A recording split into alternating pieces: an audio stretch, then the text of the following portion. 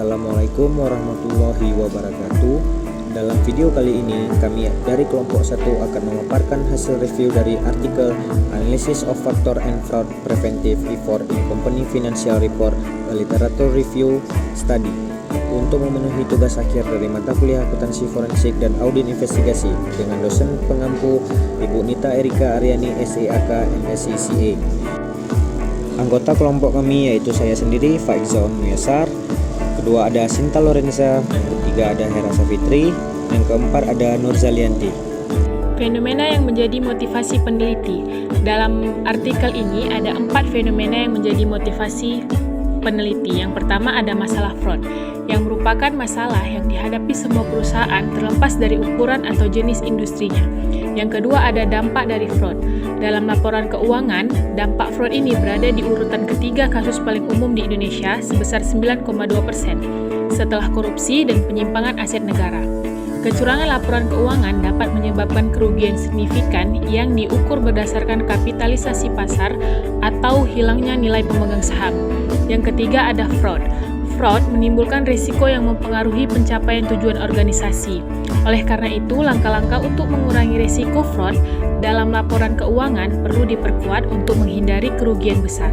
Yang keempat, belum adanya penelitian tinjauan literatur yang secara khusus membahas faktor-faktor yang mempengaruhi terjadinya fraud dan upaya pencegah fraud dalam laporan keuangan perusahaan.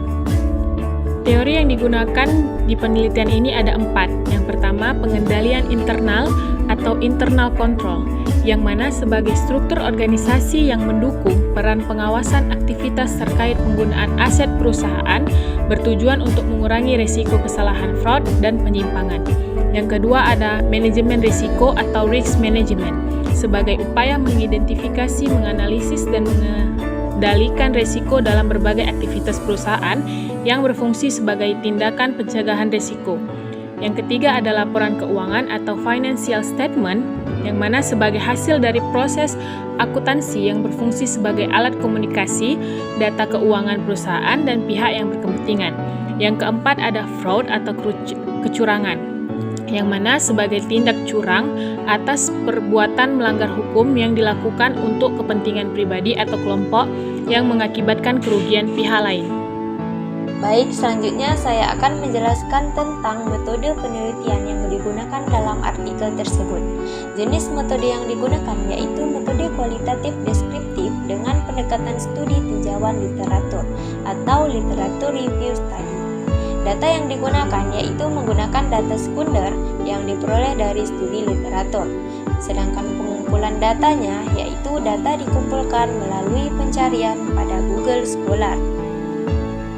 Adapun tahapan analisis kualitatif, data yang dikumpulkan dianalisis melalui 3 tahapan. Yang pertama, reduksi data atau data reduction, di mana mengambil data yang relevan dengan topik studi dan mengurangi data yang kurang relevan. Yang kedua, penyajian data atau data presentation, data yang disajikan dalam bentuk deskripsi atau hubungan terkait kategori.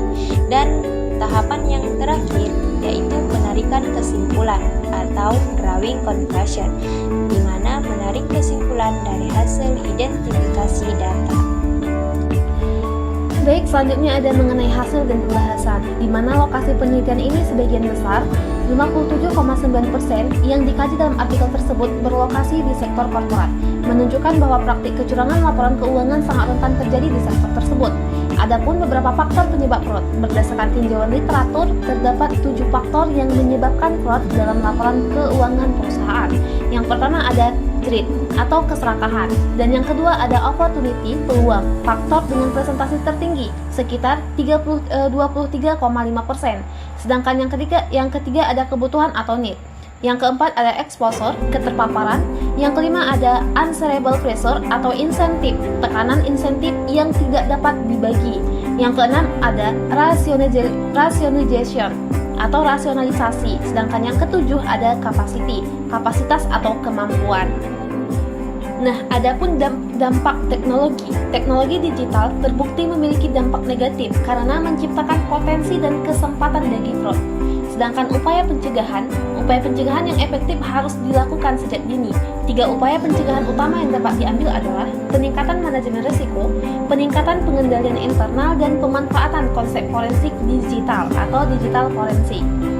Baik, kesimpulan yang dapat kita ambil ialah berdasarkan berbagai literatur tinjauan penulis kumpulkan, dapat disimpulkan bahwa terdapat 7 faktor penyebab terjadinya kecurangan pada laporan keuangan perusahaan, yaitu greed, opportunity, need, exposure, dan measurable pressure, incentive, rasionalisasi, dan kapasitas. Selain itu, jika dilihat dari sisi negatif, teknologi digital berpotensi menimbulkan kecurangan pada laporan keuangan perusahaan.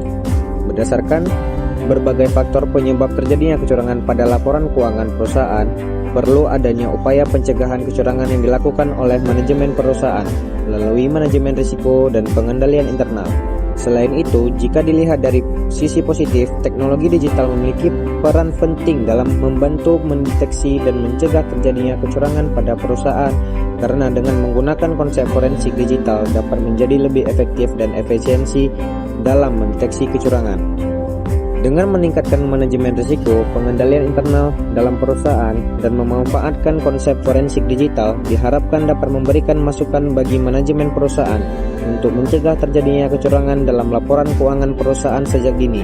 Selain itu, bagi akademisi dan peneliti di masa mendatang, penelitian ini diharapkan dapat menjadi sumber referensi untuk mengembangkan pengetahuan terkait kecurangan. Sekian presentasi dari kelompok kami.